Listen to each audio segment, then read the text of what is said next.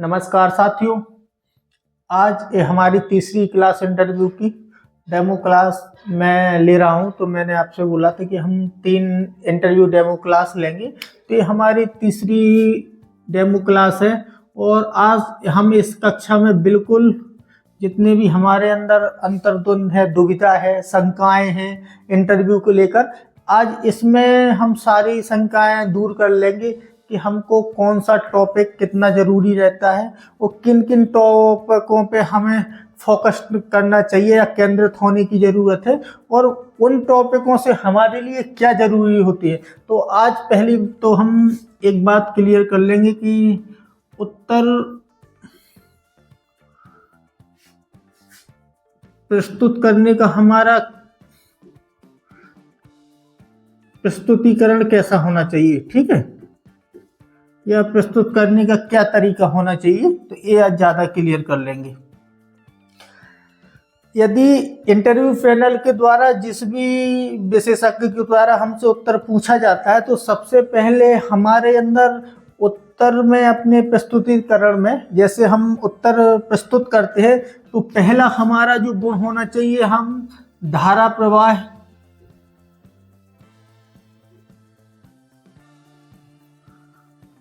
प्रवाह बोले। क्योंकि धारा प्रवाह जब आप बोलते हैं तो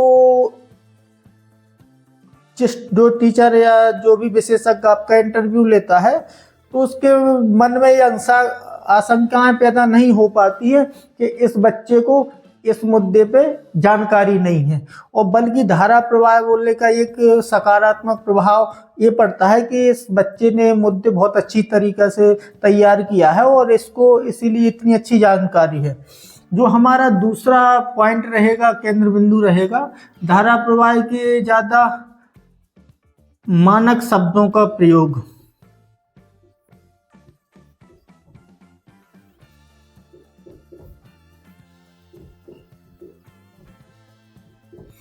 ये हमारी दूसरी क्लास में जब भी इंटरव्यू आप देने जाएं, तो आम बोलचाल वाले शब्दों का प्रयोग कम से कम करें, क्योंकि इंटरव्यू वालों को आपसे अपेक्षा रहती है कि आप एक बौद्धिक स्तर वाले व्यक्ति हैं, वो आपको किसी समूह का या किसी बटालियन का आपको प्रतिनिधित्व करना है, उनका मार्गदर्शन करना है।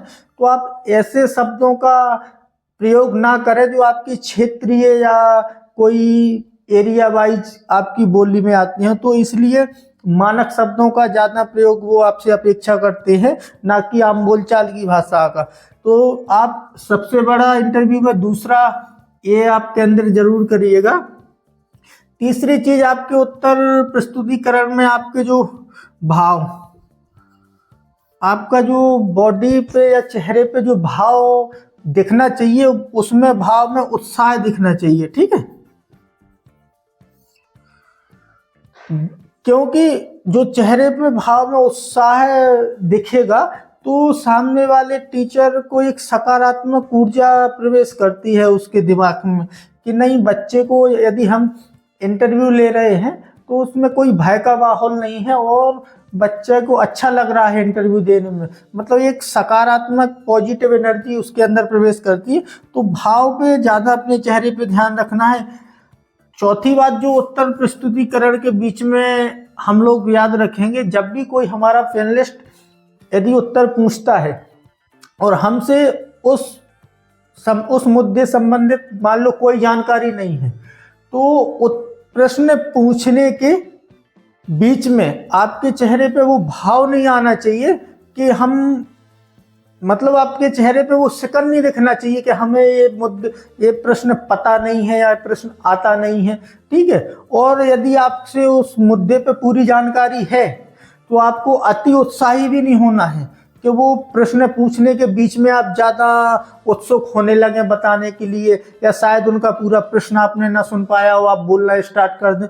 तो इसमें एक नकारात्मक आपकी तरफ से वहाँ सिग्नल जाता है कि ये बच्चा सुनने के से ज़्यादा बताने में ज़्यादा उत्साही है। तो सबसे पहले जो आपको ध्यान रखना है, पहले जो भी आपके पैनल वाला उत्तर आपसे प्रश्न करेक्ट करता है, तो सबसे पहले एक नर्म बिल्कुल भाव से पूरा प्रश्न सुने, ठीक है। ये हमारा जो प्रश्न सुनने का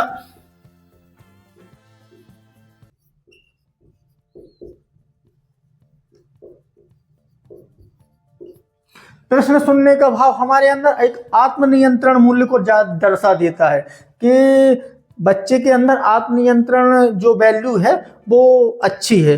तो इसलिए कोई भी यदि आप, मैंने अधिकतर बच्चों में अब इंटरव्यू लिया है या मैं सिखाया हूँ जिन जिन बच्चों को, तो मुझे सबसे पहले मैं जानबूझकर यही करता था कि उनसे वो प्रश्न करता था कि जो उनसे उन्हें आते हों, क्योंकि उससे पता चल जाता है कि आत्म संयम बच्चे में कम है।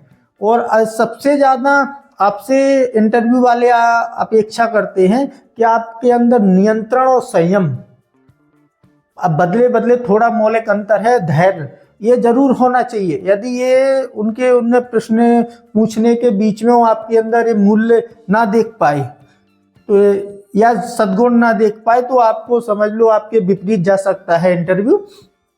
और एक घाटा हमको और लगता है कि यदि आप अति उत्साही होते हैं किसी प्रश्न को पूछने के बीच में, तो उसमें शायद हो सकता है कि इंटरव्यू पैनलिस्ट वाला उसी के पूछते पूछते बीच में एक ऐसी चीज जोड़ दे कि जो आप ना पहुंचे हों उस तक, या उस जानकारी तक आपने कभी गौर ही ना किया हो कि हमारे लिए ज़्यादा जानकारी जरूरी है। तो एक सबसे बड़ा हमको एक जो हमारे लिए घाटे वाली बात हो जाती है कि यदि आप अति उत्साही होते हैं, आपको कोई मुद्दा की जानकारी है और वो अच्छी तरह है मान लो, लेकिन वो पूछते पूछते आपके भाव ऐसे दिख जाते हैं चेहरे पे कि वो वहीं से बीच में प्रश्न में एक ऐसी चीज जोड़ देंगे जो आपसे ना बनती हो। तो इसलिए ऐसे अपने चेहरे पे बिल्कुल ना सिकन दिखनी है, ना अति उत्साही दिखना है प्रश्न के पूछने के बीच में, और बिल्कुल नॉर्मल फ्री माइंड होके बैठना है। जब मैं और आगे तैयारी करवाऊंगा तो आपको ज़्यादा अच्छी तरह समझा पाऊंगा कि कैसे आखिर अपनी कंट्रोलिंग होती है पूरे बॉडी पे और भाव पे। तो ये मैंने आपको सब बता दिया है कि किस किस चीज़ के प्रस्तुतिकरण में हमको याद रखना है अपने शरीर पर पूरा।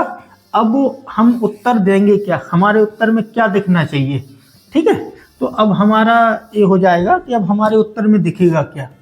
जैसे हमारा उत्तर अब हम प्रस्तुत करते हैं तो हमारे उत्तर में उनको क्या क्या अपेक्षा रहेगी कि क्या क्या हमको मिल जाए बच्चे से। पहली बात तो जो आपका उत्तर हो वो संतुलित हो। अब आप कई बच्चों के, हमारे साथियों के मन में एक ये प्रश्न जरूर उठता होगा कि संतुलित, यदि किसी ने ऑब्जेक्ट वैकल्पिक प्रश्न पूछा तो अब उसमें क्या संतुलित हो क्या असंतुलित।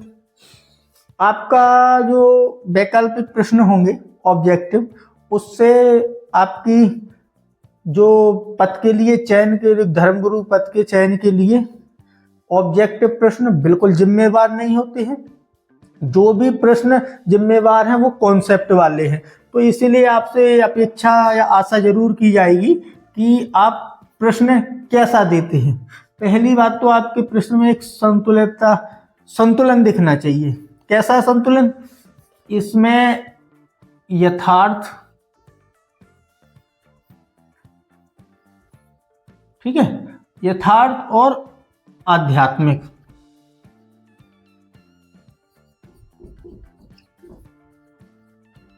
ये दोनों संतुलन आपके उत्तर में दिखना बहुत जरूरी है। यही से आपके अंदर जो वैल्यू चेक होगी ना, जो भी आपके मतलब आचरण मूल्य बोलेंगे, मैं शब्द आप बिल्कुल कंफ्यूज मत होना कि मैं वैल्यू बोल दूं, मूल्य बोल दूं, या आचरण बोल दूं, या सद्गुण बोल दूं। ये सारे एक दूसरे के समानार्थी शब्द हैं, लेकिन जो जैसा मेरे मुंह से निकल जाता है तो उसी को ध्यान में रख के, इसमें कोई आप दुविधा में मत पड़ना कि वो वैल्यू अलग है और ठीक है वो आचरण अलग है, तो मैं कोई भी बोल सकता हूँ।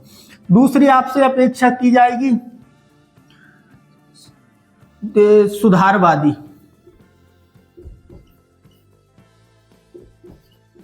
जो आपका उत्तर हो वो एक सुधारवादी, एक परिवर्तन प्रकृति का हो, ठीक है। क्योंकि वर्तमान समय में ऐसी कोई भी चीज नहीं है जो पूर्णतः सत्य हो, पूर्णतः असत्य हो।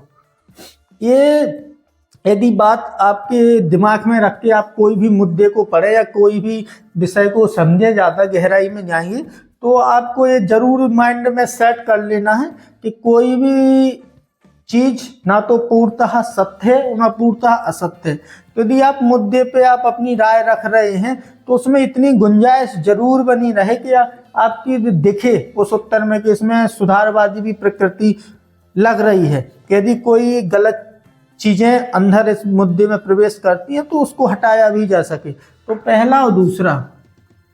तीसरा, अपने अंदर सुधारवादी और संतुलित उत्तर के बाद जो हमारी इसमें चीज देखना चाहिए वो दिखनी चाहिए यथार्थवादी।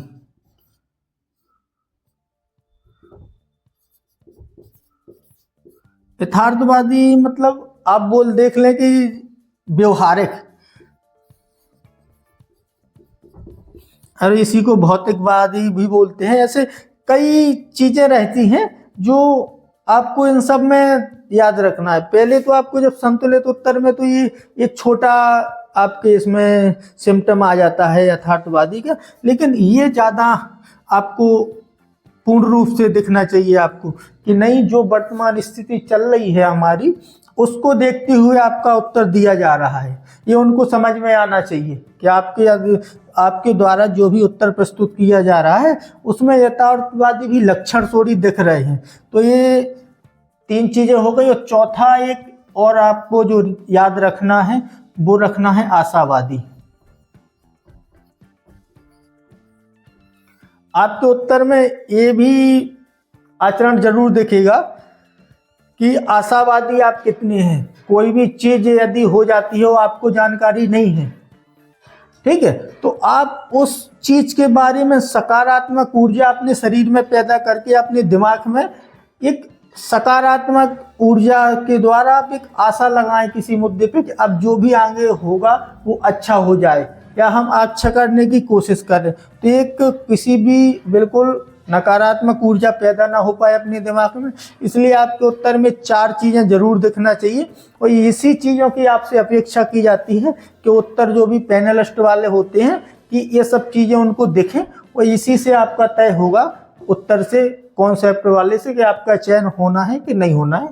अब जो दूसरी है हमारे सद्गुण वाली या वैल्यू वाली कि क्या क्या होती है और क्या क्या हमारे अंदर होना चाहिए, तो मैं अगली क्लास में लूँगा। ठीक है, धन्यवाद।